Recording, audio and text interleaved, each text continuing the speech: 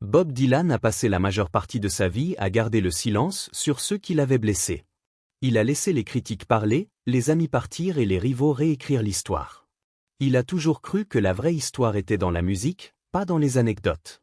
Pour un homme qui a passé son existence à écrire sur la trahison, la perte et le souvenir, il était paradoxalement une forteresse imprenable. Mais aujourd'hui, à 83 ans, quelque chose a changé. Dans ses interviews tardives et même dans ses œuvres plus récentes, on perçoit une nouvelle clarté, un certain lâcher-prise. Pour la première fois, il donne des noms.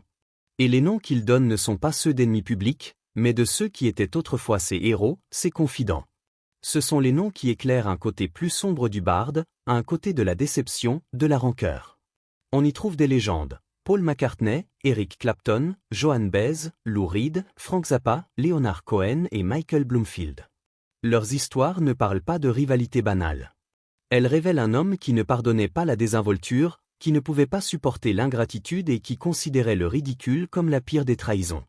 Plongeons dans les archives, les interviews et les mémoires, pour comprendre les fractures qui ont façonné l'histoire du plus grand parolier de notre temps. Lequel de ces noms vous a le plus surpris? Dites-le nous en commentaire. Et si vous voulez plus d'histoires jamais racontées sur les légendes les plus secrètes de la musique, n'oubliez pas de liker, de vous abonner et d'activer la cloche. Paul McCartney, le Beatle qui a rejeté son génie. Paul McCartney et Bob Dylan n'étaient jamais censés être des rivaux. Ils étaient les architectes de deux empires différents. McCartney avec ses mélodies limpides et son optimisme éternel. Dylan avec ses métaphores embrouillées et sa colère sacrée. Si les Beatles chantaient ce que le monde voulait entendre, Dylan chantait ce qu'il ne savait pas encore qu'il avait besoin d'entendre.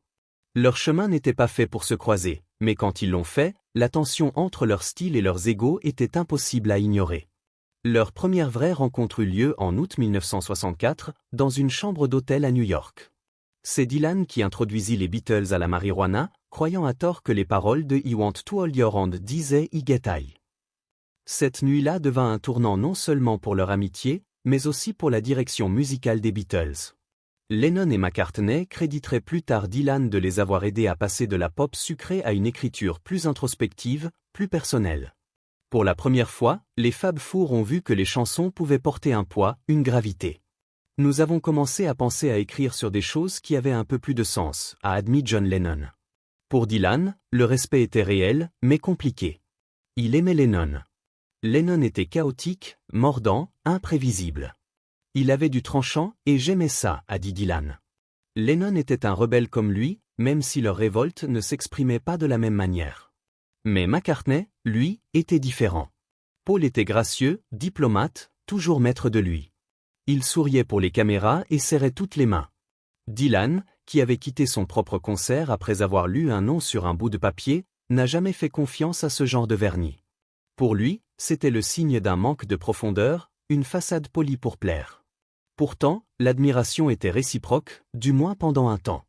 Dans des interviews dans les années 70, McCartney parlait gentiment de Dylan, l'appelant même le barde de notre génération. Dylan de son côté qualifiait Paul de mélodiste incroyable.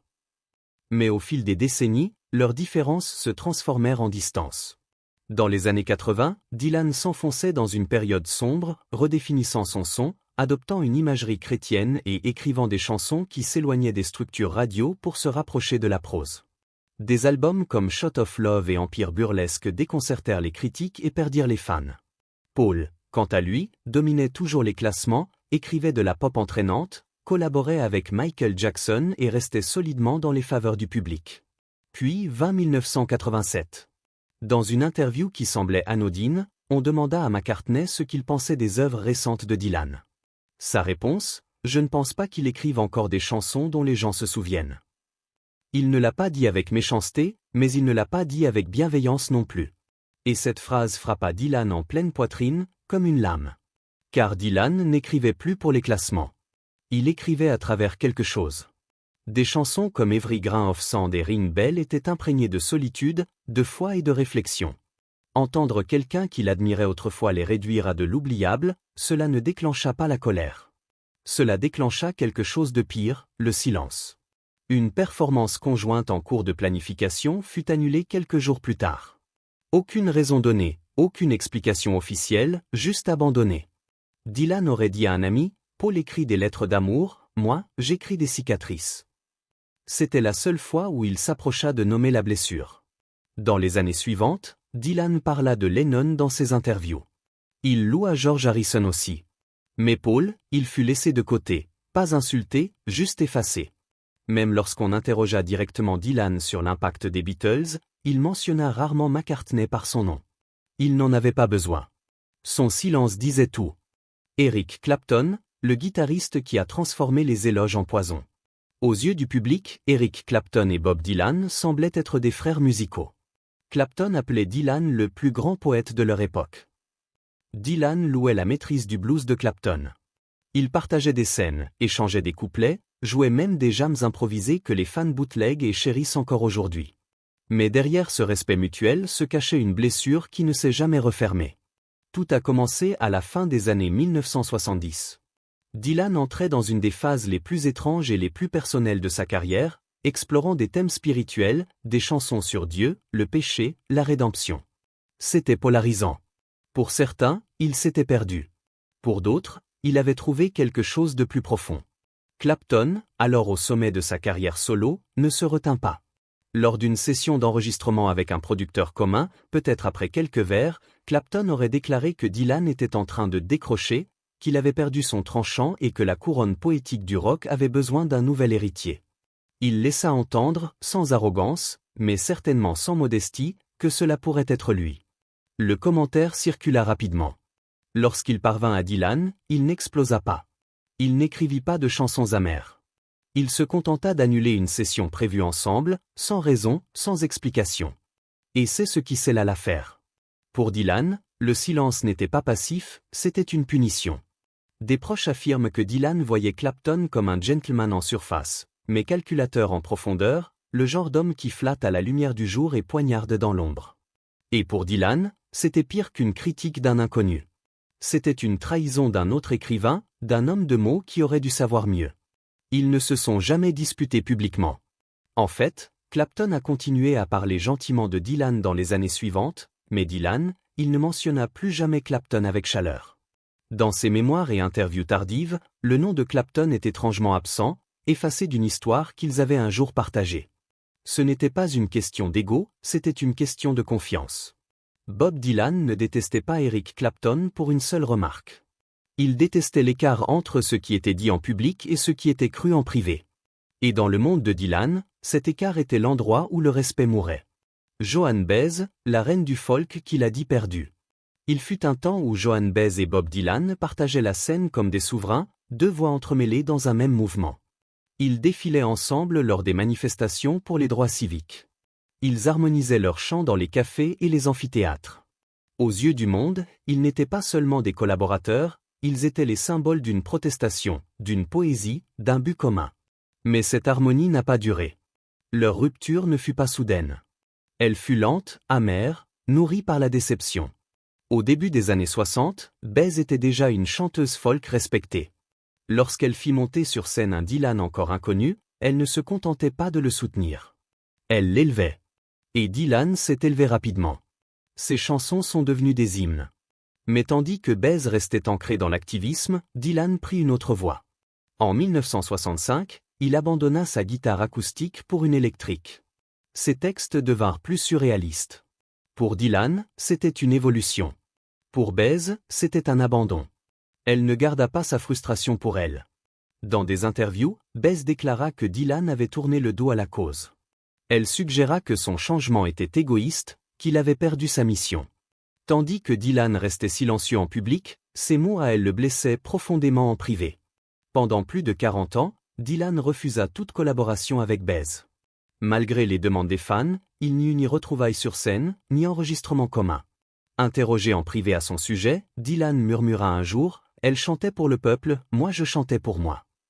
Pour lui, ce n'était pas un débat sur la politique ou la musique. C'était personnel.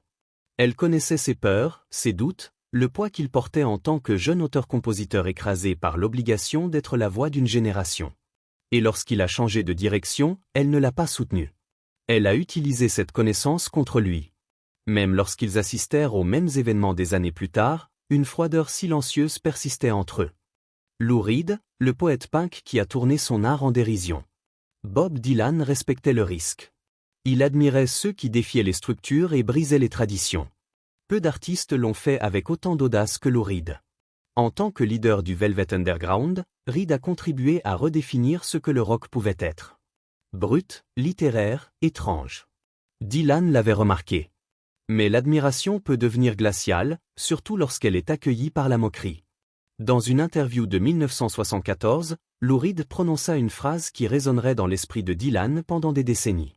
Il déclara que Dylan n'avait jamais compté pour lui, que ses paroles n'étaient que fumée et miroir, son héritage fondait davantage sur le mythe que sur le sens. Puis vint le coup le plus dur. Reed qualifia Dylan de poète de pacotille.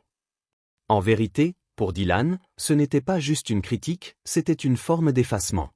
Si cela avait été dit par un artiste mineur, il aurait pu l'oublier. Mais Lou Reed était l'un des rares que Dylan considérait comme un artisan des mots, un parolier qui comprenait le poids d'une ligne.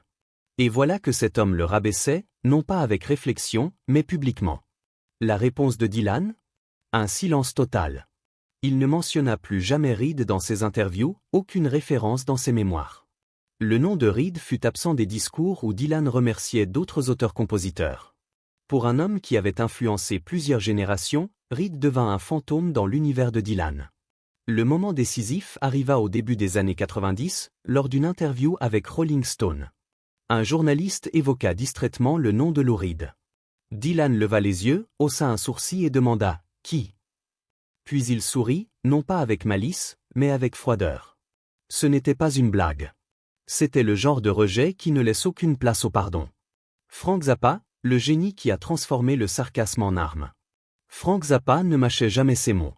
Il défiait l'autorité, tournait les conventions en dérision et maniait le sarcasme avec une précision chirurgicale.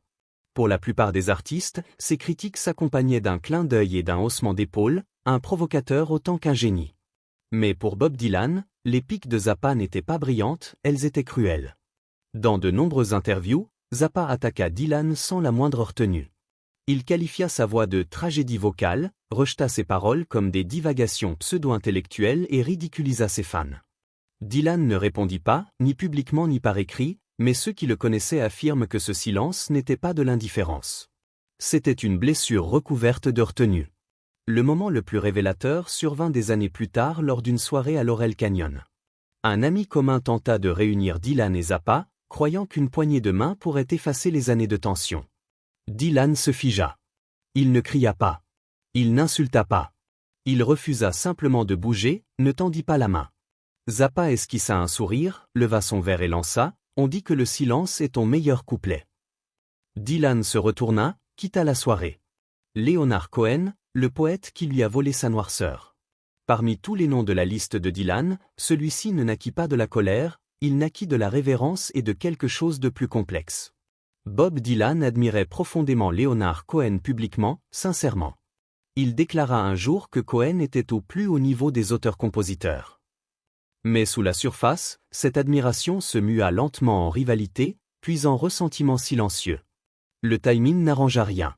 À la fin des années 1960, Dylan avait disparu de la scène après son célèbre accident de moto en 1966. Pendant qu'il se remettait, Cohen émergeait. Son image monastique, son ton sombre, la profondeur de ses textes captivèrent le monde. Tandis que Dylan se retirait, Cohen occupait l'espace vide. Certains proches disent que Dylan s'est senti éclipsé. D'autres pensent qu'il a ressenti pire, remplacé. Cohen ne fit rien d'ouvertement hostile. Mais une phrase qu'il prononça au début des années 1970 resta gravée dans la mémoire de Dylan. Cohen affirma que les premières paroles de Dylan étaient juvéniles comparées à celles d'un poète mûr. Dylan n'entendit pas une analyse, il entendit une trahison. Il ne répondit pas. Lorsque Cohen mourut, les fans s'attendaient à un hommage grandiose de la part de Dylan. À la place, il livra 3 lignes sèches, sans émotion, sans réflexion, juste un salut vide. Pour Dylan, Cohen était l'un des rares qu'il croyait capable de comprendre ce que cela signifiait, de porter une obscurité intérieure et de la transformer en chanson. Mais quand Cohen remit en question cette obscurité, même subtilement, cela ressembla à une négation. Michael Bloomfield, l'ami qui a revendiqué la flamme. Celle-ci fit mal autrement, car elle avait commencé dans la confiance. Quand Bob Dylan sort Highway 61 Revisited en 1965, c'est un tournant dans le son américain. Et une grande partie de cette transformation vient d'un nom que peu connaissaient, Michael Bloomfield. Son jeu de guitare était électrique, brut, instinctif. C'était du pur instinct. C'était vivant. Et cela permit à Dylan de passer du prophète folk à l'innovateur rock. Dylan ne faisait pas que respecter Bloomfield, il comptait sur lui. Alors quand Bloomfield commença à se retirer après l'album, Dylan ne fut pas seulement confus, il fut blessé. Bloomfield refusa les propositions de tournée. Il manqua des sessions. À l'époque, ses amis blâmèrent sa consommation de drogue. Mais Dylan y vit quelque chose de plus personnel, un abandon. Il ne dit rien jusqu'à ce que les interviews commencent. Des années après leur collaboration, Bloomfield se mit à parler de cette époque et de son rôle. Dans une conversation, il déclara que c'était lui qui avait donné à Dylan son virage rock, qu'il avait sauvé sa carrière. Pour Dylan, ce fut la rupture finale. Il avait offert à Bloomfield une place dans l'un des albums les plus marquants du siècle. Et maintenant, Bloomfield réécrivait l'histoire en se plaçant au centre. Dylan ne se vengea pas, mais il ne le loua plus jamais. Quand on lui demandait des années plus tard de parler de la création de Highway 61, Dylan évoquait l'énergie, le chaos, le son, mais jamais Bloomfield par son nom. Bloomfield mourut d'une overdose en 1981. Dylan ne fit aucune déclaration publique. Bob Dylan n'a jamais eu besoin de crier. Son silence suffisait à clore le chapitre. Ces 7 noms n'étaient pas des ennemis à l'origine. C'étaient des amis, des mentors, des muses. Mais avec le temps, la confiance s'est effacée, les mots ont blessé, et quelque chose s'est brisé. À 83 ans, Dylan ne règle pas ses comptes. Il ouvre simplement les archives. Calmement, précisément, à sa manière. Lequel de ces noms vous a le plus surpris? Dites-le nous en commentaire. Et si vous voulez plus d'histoires jamais racontées sur les légendes les plus secrètes de la musique, n'oubliez pas de liker, de vous abonner et d'activer la cloche.